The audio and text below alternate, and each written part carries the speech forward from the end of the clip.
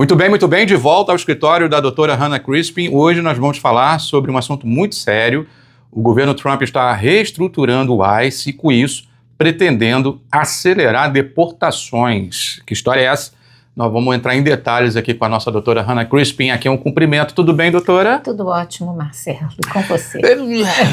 Não pergunta, doutora, porque a gente tem que falar que está tudo bem para poder correr o vídeo. Se falar que está mais ou menos, aí por quê? Realmente a situação está preocupante, né, doutora, aqui para os imigrantes, né?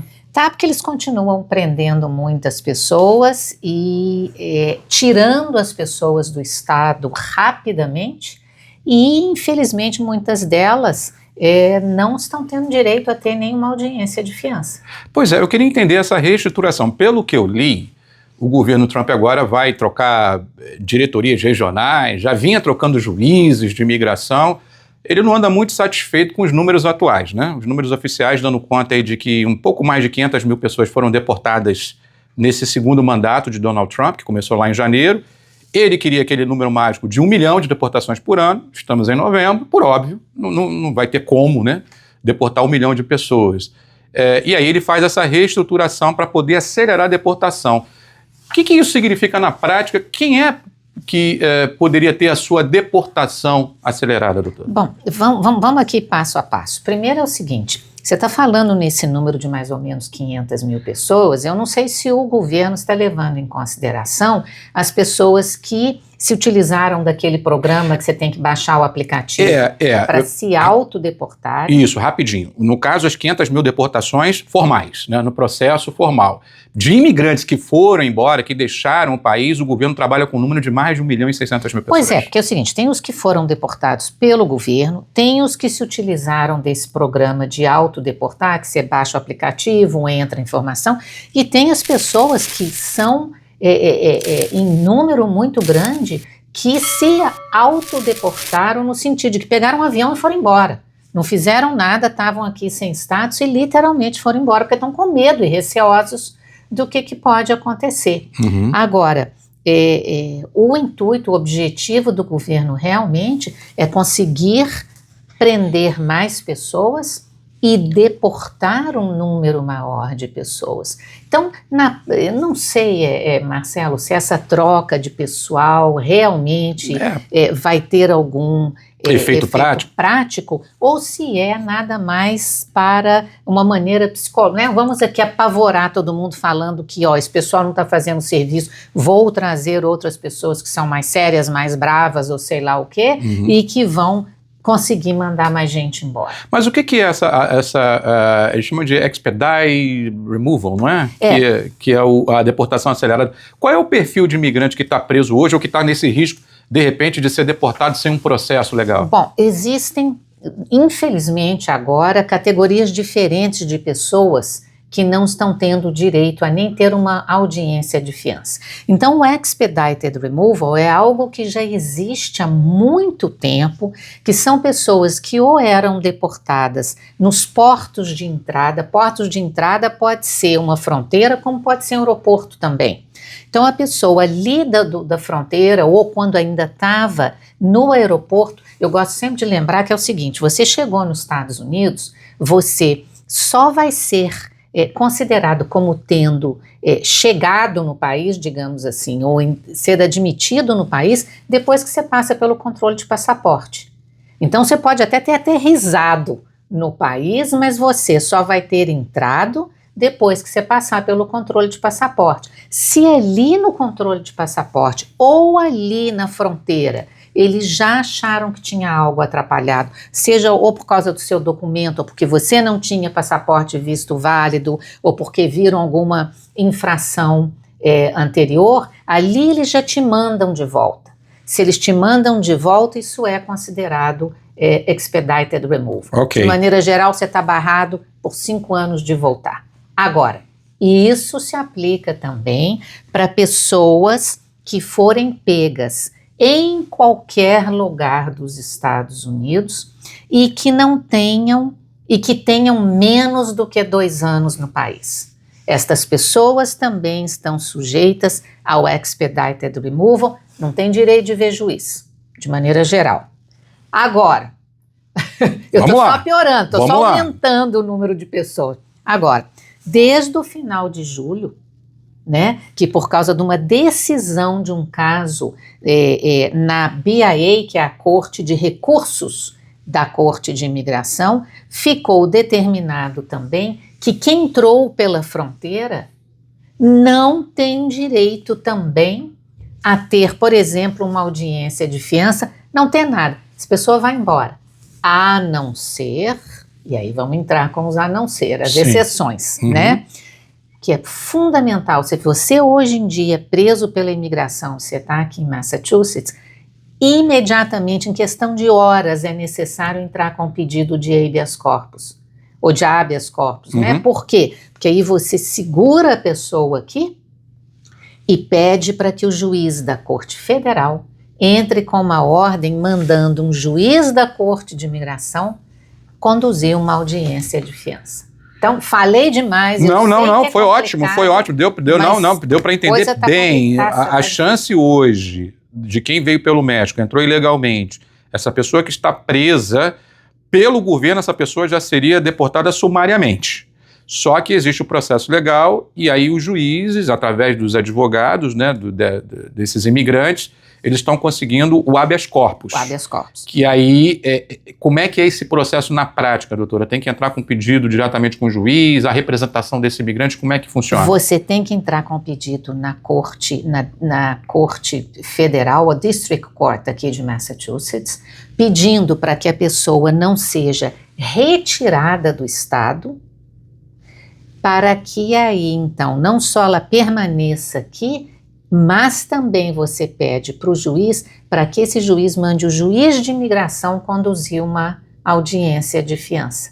E é isso que tem acontecido. Eu não sei por quanto tempo, tá, Marcelo? Porque essa coisa de que quem entrou pela fronteira, independente de quantos anos a pessoa já está aqui, não tem direito à fiança, eu acredito que isso vai acabar caindo. Não tem como prever quanto tempo vai levar. Mas isso também de que o juiz da District Court está mandando o juiz de imigração conduzir a audiência de fiança, daqui a pouquinho vai ter algo que vai parar com isso.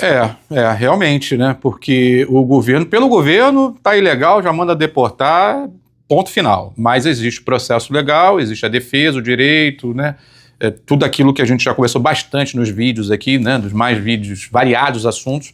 A gente sempre aborda esse tema de que ainda que a pessoa esteja ilegal no país, ela tem chances, né? Em determinados casos, até boas chances de permanecer aqui. Com certeza. Né? Mas a coisa...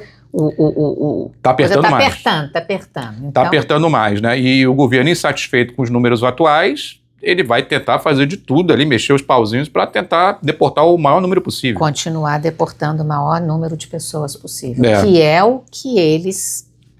Agora, esses processos atualmente, como é que eles estão correndo, doutor? Eu sei que a senhora tem dezenas, se bobear, centenas de casos, né? De pessoas que foram pegas agora, né, nesse ano, inclusive.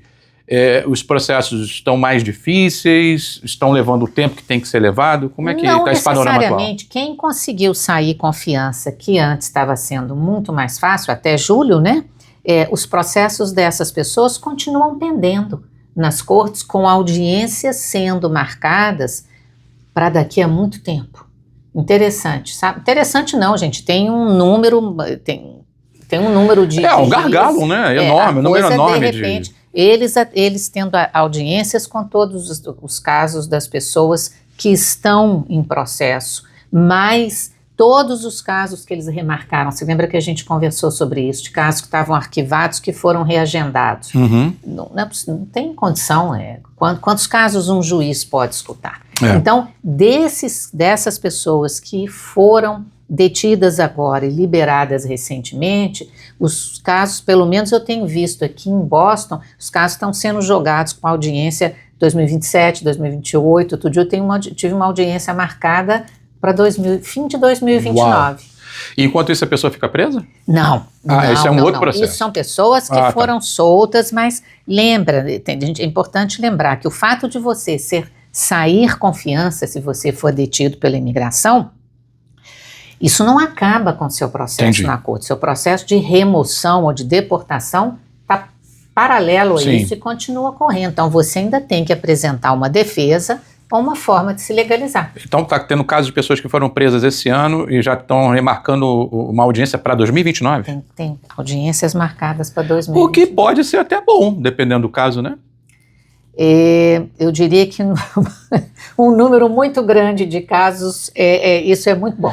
Porque, imagina, você marca rapidamente uma audiência e dependendo do caso, a pessoa sem chance mais de defesa, ela acaba sendo deportada, né? Ou tem o caso negado, quando o caso é fraco. Obviamente que você tem situações em que as pessoas realmente têm um bom caso e que é melhor que seja resolvido quanto antes, você também tem como pedir para a corte para antecipar a audiência. Sim, né? E aí casos aí de pessoas que de repente vão ganhando tempo aqui, né? Vão permanecendo, e quem sabe lá na frente, né? Já com um novo entendimento, enfim, né? Com certeza. O cenário sempre é cíclico, né, doutor? Essa questão da corte de imigração principalmente, né? De tempos em tempos, parece que os juízes eles vão tendo novos entendimentos. Aliás, governos mudam, né? Governos mudam. E aí, como é que a gente fala? Não é nem questão. Casos são decididos que mudam o que é possível ser feito, né? E nós estamos mais do que nunca agora dentro de uma gestão ou uma administração que quer os casos resolvidos da maneira mais rápida possível e diminuindo muito as categorias de pessoas que têm direito a alguma defesa. Rapidamente, a questão da fiança, como é que ficou essa história? Hoje em dia os juízes estão concedendo mais, não mudou muito? Como é que está essa história? Os juízes estão concedendo menos por valores muito mais altos. Tem valores assim que você possa falar, que já foi... Já vi fiança de $20 mil. Uau! Eu lembro que no início, fianças de 3, 5 mil dólares. Não, continuam tendo casos em que eles pedem a fiança mínima de $1.500. Olha, até de 1.500. Continua, mas você não pode nem comparar com o que estava acontecendo. Isso não tem nada a ver com cada caso é um caso? Isso depende do juiz, estritamente do juiz? O juiz determina o valor. Ele pode olhar para a pessoa... Você pode recorrer. Sim. Tá? Mas o perigo que você vai... que você vai correr, se você for recorrer e falar, $20 mil é muito, é porque não só a corte pode falar, não, é muito esse valor mesmo, como eles podem aumentar o valor e, sei lá, se de repente falar, quer saber, eu não vou nem conceder. Então, é perigoso. Isso é prerrogativa do juiz, né? Então, é o que ele determinar, né? Não existe uma lógica, né, da fiança ser aplicada. E o problema não é só isso, infelizmente, vamos ser aqui, que fique aqui entre a gente, o humor do juiz no dia. Tem isso também. Isso é uma coisa... O fator humano faz toda a diferença. O fator humano é complicado. Por isso que eu falo que essa questão da lei, ela é interpretativa, né? Então, para isso, você precisa de uma boa defesa e contar também com um bom humor, né, dos juízes, né? De repente, eu conheço várias pessoas que estão tendo seus familiares aí enfrentando, né? Ou às vezes amigos também próximos, enfrentando prisões, né, e com dificuldade também até de ter uma audiência de fiança. Então, por isso que é fundamental você ter uma defesa sólida, como é a do caso aqui da nossa doutora Hannah Crispin. Vou pedir para você deixar um like nesse vídeo, compartilhar, se inscrever aqui no canal do Benevides, para você ficar por dentro sobre o mundo da imigração. Pedir também que você siga, dá um follow lá no @CrispinLaw, para você acompanhar também o Instagram da doutora Hannah Crispin, a quem eu agradeço imensamente por mais um brilhante vídeo, doutora. Obrigado. Sou eu quem agradece. Tá certo, minha gente. Até a próxima.